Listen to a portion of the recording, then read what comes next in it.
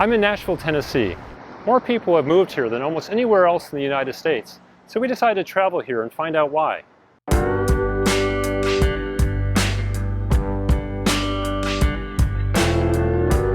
If you want to live in a city where you can listen to or play music of all genres, Nashville is the place to be. In today's video, we're going to explore the pros and cons of moving to Nashville, and I will show you some of the neighborhoods that you may want to live in, including one of the most environmental communities in the world.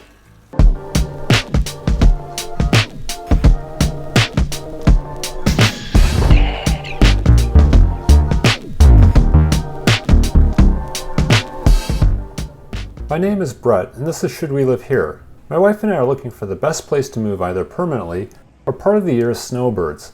We'll be comparing cities from all over the world to decide when and if we should make a move. It will also give you information if you're considering vacationing or moving to a new city or town.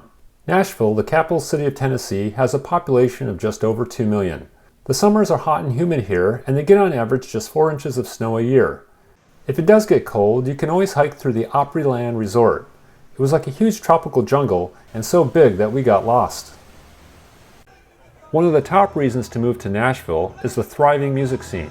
From the Grand Ole Opry to Lower Broadway's Honky Tonk Highway, live music can be enjoyed every night of the week with people partying everywhere we looked. And it's not all just country music. The Music City has a wide range of talent performing bluegrass, rock, soul, R&B, you name it. In fact, one night we enjoyed a concert with Donovan Woods, a folk and country singer-songwriter, followed by Matt Nathanson, a folk and rock and roll singer-songwriter. After we left the venue, we passed the arena where a huge crowd was leaving after seeing Slipknot, a popular heavy metal band. And then we spotted a bunch of fans waiting outside another auditorium, so we walked over to see what was going on.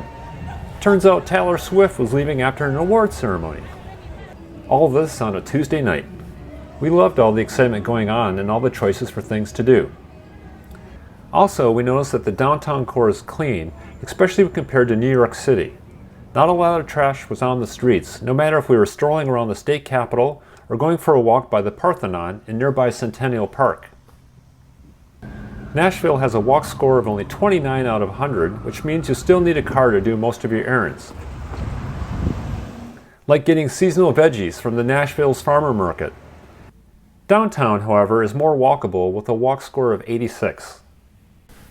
If you're also looking to find a job in Nashville, according to a report from the Wall Street Journal and Moody Analytics, the city has the second strongest job market in the country.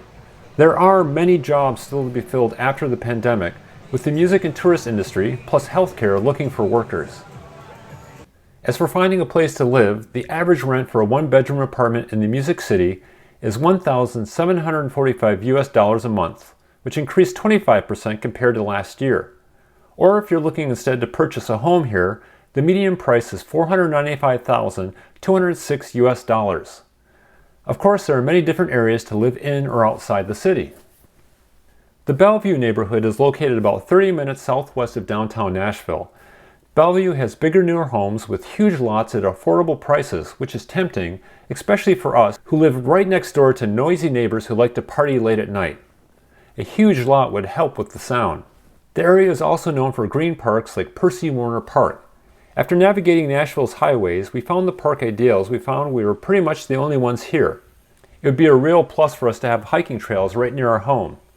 And since there's so much green space, Bellevue is also a great place to raise horses, as evidenced by this huge equestrian center near the park. We took a look at this house, which was listed at $575,000 US. It's a 3-bedroom with 2.5 baths and is 2,200 square feet sitting on a quarter-acre lot. Like I mentioned, the lots are big. Or to be closer to downtown with an average 20 to 35 minute commute, the Brentwood neighborhood on the south side of Nashville is a great choice.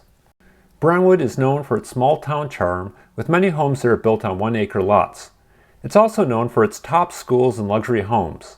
We checked out this 4-bedroom, 3-bath home in the affluent suburb of Brentwood, which is south of the Music City. The house is 3,807 square feet on a 1-acre lot and goes for $950,000. Although a large lot looks tempting, owning a huge home on a big lot is a lot more work than what we would like at this point in our lives. The city of Franklin is south of Nashville and is the county seat of Williamson County, one of the healthiest and wealthiest areas in the United States. The average household income here is $111,000.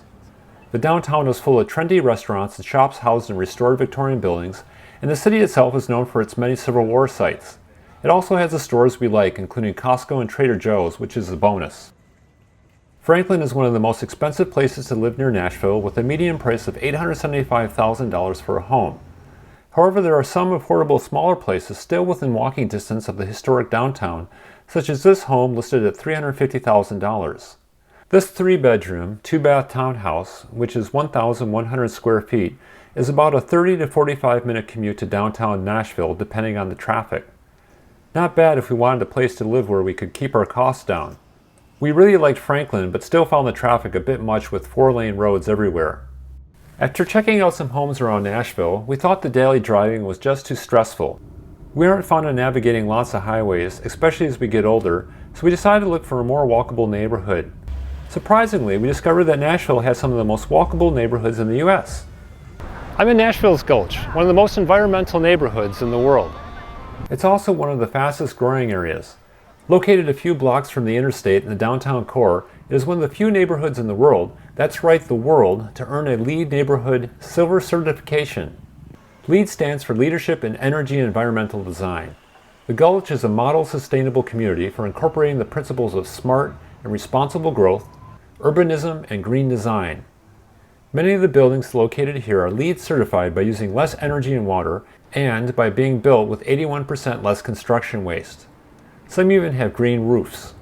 The neighborhood has 10,000 jobs within a short walking distance, many bus stops, and both on and off street bike lanes, which are nice when you want to avoid traffic on your bike or scooter.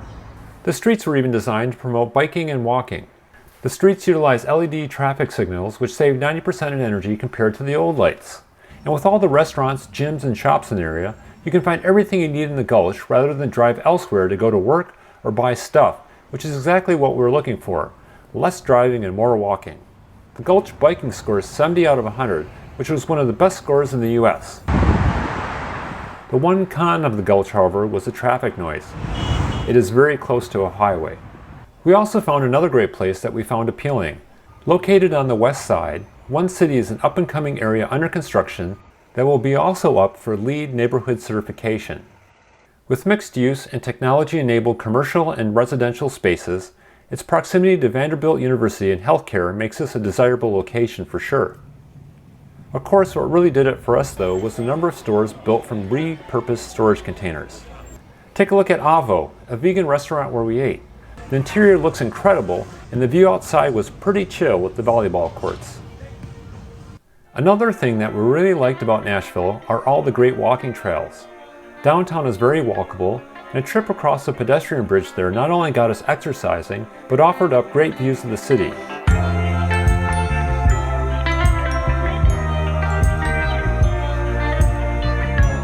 We found many hiking trails like this one at Couchville Cedar Glade, and neighboring Mount Juliet. It had lots of grassy areas surrounded by trees, and we were surprised to find cacti here on the bare rocks.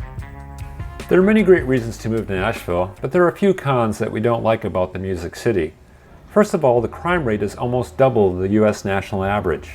The downtown, where tourist flocks, is generally safe, as well as the outlying neighborhoods, with the crime being concentrated in just a few areas that should be avoided. It should be noted that in Tennessee, one can now openly carry or conceal a handgun without a permit. Another big problem was navigating the many highways and roads. To get anywhere can be exhausting. It's bad enough using Google Maps to get on and off the interstates that weave together with short merge lanes, but getting stuck in traffic is a major headache. But there is another alternative. After going through lots of hair-raising traffic, we decided to go outside the city and take a look at an active adult community. Now, there are definitely pros and cons of living in an active adult community, which we can discuss in a future video, but we decided to check one out just to see what we thought. Del Webb at Lake Providence is located nearby Mount Juliet, a city only 32 kilometers or 20 miles from Nashville. It's an active community for 55 plus adults that's close to shopping, healthcare, and entertainment. There are countless walking trails in the area and lots of trees which we like. You can even kayak and canoe here. We took a tour of the club and the workout area, the indoor walking track, and the swimming pools both inside and outside, which made the place feel like a resort. It could be cool to live somewhere that feels like being on vacation all the time. And we like the fact there are countless clubs that we could join, like the gardening club or Tai Chi. Pickleball is a sport we have considered trying. It looks especially fun and a great workout. As for living here, we found beautiful homes starting around $400,000 US, which would get us a 3-bedroom, 2-bath place that is 1,437 square feet on a 5,663 square foot lot. We really like the idea of living here, but one drawback is that there are the monthly homeowner fees, as well as a lengthy rule book about your property, including what plants you can and cannot grow. Also, there are rules about how long grandchildren can visit, along with a long list of other rules. We did like the homes just outside the Del Webb community though.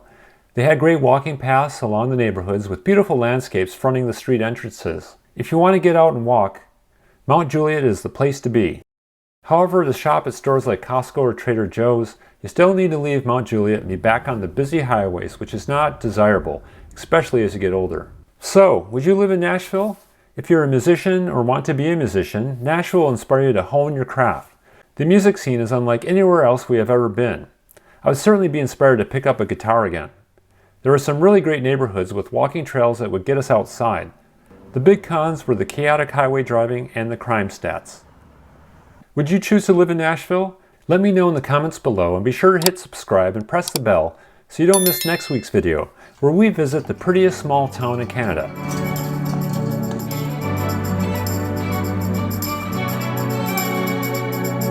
In the meantime, check out this video here about New York City, or this video about why you should live in London, Ontario.